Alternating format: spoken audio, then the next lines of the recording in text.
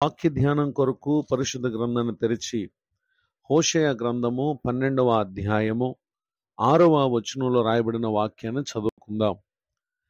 కాబట్టి నీవు దేవుని తట్టు తిరగవలెను, కనికరమును న్యాయమును అనుసరించుచు ఎడతెగక నీ దేవుని యందు నమ్మిక నుంచుము.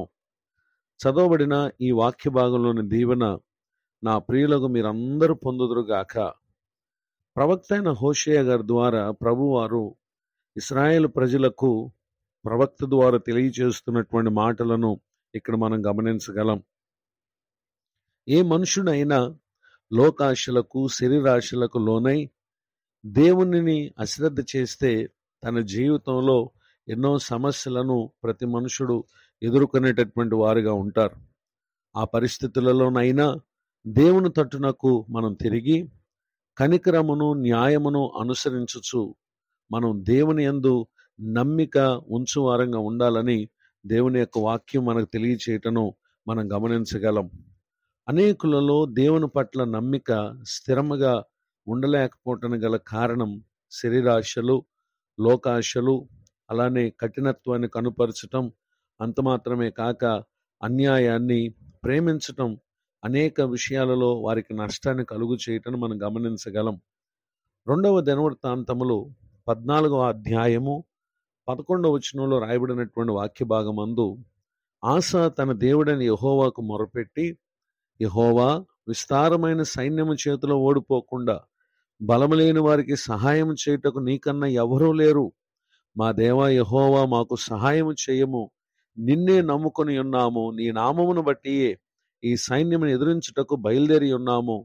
యెహోవా, నీవే మా దేవుడవు. నరమాత్రులను నీ పైని జయమొందనీయకుము అని ప్రార్థించుటని ఇక్కడ మనం గమనించగలం. యూదా ప్రజలకు రాజు అయిన ఆసా కూషీయుడైన జరహు వారి మీదకి దండెత్తి 1000 సైన్యమును 300 రథములను కూర్చుకుని అతడు బయలుదేరి మారేషా వరకు వచ్చినటువంటి సందర్భంలో ఆసా దేవుని యందు ఉంచినటువంటి నమ్మికను బట్టి అతడు ప్రభువు సన్నిధిలో మొరపెట్టినటువంటి విషయాన్ని ఇక్కడ మనం చదివి ఉన్నాం. అతడు చేసినటువంటి ప్రార్థన ఆలకించినటువంటి దేవుడు 12వ వచనంలో యెహోవా కూషీలను ఆసా ఎదుటను యూదా వారి ఎదుటను నిలవనీయక వారిని మొత్తినందున వారు పారిపోయిరి. చదవబడినటువంటి ఈ వాక్య భాగంలో ఆశ్చర్యకరమైనటువంటి సహాయాన్ని దేవుని నమ్మిన ఆసాకు, యూదా వారికి ప్రభువారు అనుగ్రహించుటను ఇక్కడ మనం గమనించగలం. ఆ తర్వాత కాలంలో వారి ఎడల కృప చూపినటువంటి దేవుడు 15వ అధ్యాయం 19వ వచనంలో ఆసా ఏలుబడి యందు 35వ సంవత్సరం వరకు యుద్ధములు జరగలేదు అనేటటువంటి విషయాన్ని మనం చూస్తూ ఉన్నాం. ఆ తర్వాత సంవత్సరం అనగా అతని ఏలుబడి యందు 36వ సంవత్సరమున ఇశ్రాయేల్ రాజైన బయేషా వారి మీదకి దండెత్తి వచ్చినటువంటి సందర్భంలో ఈ రాజైనటువంటి ఆసా సిరియా రాజుకు బెన్హదదునొద్దకు అతడు సహాయం నిమిత్తము దూతలను పంపించినటువంటి విషయాన్ని ఇక్కడ మనం గమనించగలం. ఈ విషయాలను ఎరిగి ఉన్నటువంటి దేవుడు దీర్ఘదర్శి అయినటువంటి హనాను ద్వారా 16వ అధ్యాయము 7వ వచనంలో ప్రభువారు ఈ విధంగా మాట్లాడుతున్నారు. నీవు నీ దేవుడైన యెహోవాను నమ్ముకొనక సిరియా రాజు నమ్ముకుంటివే.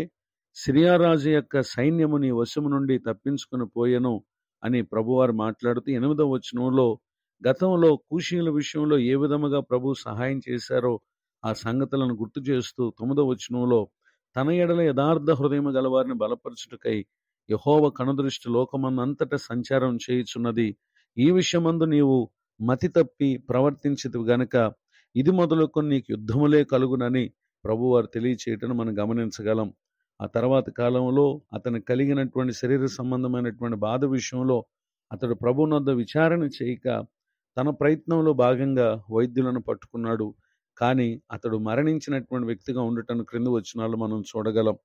ఈ మాటలు వింటున్నటువంటి నా ప్రియ సహోదరి సహోదరులు, అతడు దేవుని యందు ఉంచినటువంటి నమ్మిక విషయంలో కొంతకాలం మాత్రమే ఆ విధముగా కొనసాగాడు. ఆ తర్వాత దేవుని మీద నమ్మికను తొలగించుకుని అతడు తన హృదయమును సిరియా రాజు అయినటువంటి బెన్హదదు మీద పెట్టడం మనం గమనించగలం. శరీర సంబంధమైనటువంటి బాధ విషయంలో దేవుని యొద్ద విచారణ చేయక అతడు వైద్యులను ఆశ్రయించి ప్రభువును అశ్రద్ధ చేసినటువంటి విషయాన్ని స్వస్థతను, జీవమును కలుగు చేయగలిగినటువంటి దేవునిని అతడు అశ్రద్ధ చేసిన విషయాన్ని గమనించగలం. ఇర్మియా గ్రంథం 17వ అధ్యాయము 5వ వచనంలో రాయబడిన వాక్య భాగంలో ప్రభువారు ఇలాగ సెలవిచ్చుచున్నారు. నరులను ఆశ్రయించి శరీరులను తనకు ఆధారంగా చేసుకొనొచ్చు తన హృదయమును యెహోవా మీద నుండి తొలగించుకున్నవాడు శాపగ్రస్తుడు. చదవబడినటువంటి ఈ వాక్య భాగంలో ఆశ ఆశీర్వాదాన్ని పొందుటకు బదులు అతడు శాపాన్ని తన జీవితంలో స్వతంత్రించుకున్నాడు. కారణం ఏంటంటే దేవుని తట్టునకు తిరుగుటకు దేవుడు అతనికి అవకాశాలు ఇచ్చారు, కానీ దానిని సద్వినియోగం చేసుకోలేదు. ఈ మాటలు వింటున్నటువంటి నా ప్రియ సహోదరి సహోదరులు, మన హృదయ స్థితిని ఎరిగి ఉన్నటువంటి దేవుడు ఆయన మనతో ఈ దినం మాట్లాడుతున్నారు. ఏ సమస్యలతో మీరున్నారో, ఏ కష్టంతో మీరున్నారో, ఏ వ్యాధి అనారోగ్యంతో మీరున్నారో, ఒకవేళ ఈ స్థితిలోనైనా మీరు ప్రభు తట్టునకు తిరిగి కనికరమును న్యాయమును అనుసరించి ఎడతెగక ప్రభునందు మీరు నమ్మిక ఉంచితే పోగొట్టుకున్నటువంటి ఆ విశ్వాసాన్ని తిరిగి మరలా సంపాదించుకుని ప్రభువునద్దకు వస్తే ఆయన మనల్ని త్రోసివేయక మన ఎడల కృప చూపేటటువంటి దేవుడిగా, దయ చూపేటటువంటి దేవుడిగా, మన పాపములన్నిటినీ క్షమించి మన గాయములన్నిటినీ కట్టి ఆయన మనకు స్వస్థతను కలుగు చేసే ప్రేమ కలిగినటువంటి దేవుడిగా ఉన్నారు గనుక ఆయన యొద్దకు వచ్చినప్పుడు నిశ్చయముగా ఆయన యందు ఉంచినటువంటి నమ్మికను బట్టి ప్రభువారు మన జీవితంలో ఆయన ఆశ్చర్య కార్యాన్ని చేయుటకు చాలిన దేవుడు అనేటటువంటి విషయాన్ని ఈ దినాన పరిశుద్ధాత్మ దేవుడు మనకు తెలియచేయటను గమనించగలం. యోహాను రాసినటువంటి సువార్త 6వ అధ్యాయము 37వ వచనంలో ప్రభువారు అంటున్నారు, నా యొద్దకు వచ్చు వానిని నేను ఎంత మాత్రమును బయటకు త్రోసివేయనని ఆయన సెలవిస్తా ఉన్నారు. గనుక విన్న ఈ మాటల ప్రకారముగా ప్రభు తట్టునకు తిరగండి, ఎడతెగక ఆయన యందు నమ్మిక ఉంచండి. ప్రభు అనుగ్రహించేటటువంటి కృపాక్షేమలతో కూడిన జీవిత దినాలను పొందండి. పరిశుద్ధాత్మ దేవుడి ఈ మాటలు మన కొరకే దీవించునుగాక. ఆమేన్. ప్రార్థన. కృపగలిగిన మా తండ్రి, మీ కొందనాలు. నేడు విన్న ఈ మాటలు మా ప్రియుల హృదయాల్లో ఫలింపు చేయండి. కృంగిన వారిని లేవనెత్తండి, దుఃఖితులను ఆదరించండి. దైవజనులను, వారి కుటుంబాన్ని, సేవా పరిచయం దీవించండి. మరి ఒక నూతన సంవత్సర దయాకిరీటను పొందిన మా ప్రియులను ఆశీర్వదించండి. సమస్త విషయాల్లో దీవించి మేలు చేయమని యేసుక్రీస్తు నామములో ప్రార్థిస్తున్నాను తండ్రి. ఆమేన్. తండ్రి, కుమార, పరిశుద్ధాత్మ దేవుడితోనే నడిపించునుగాక. ఆమేన్.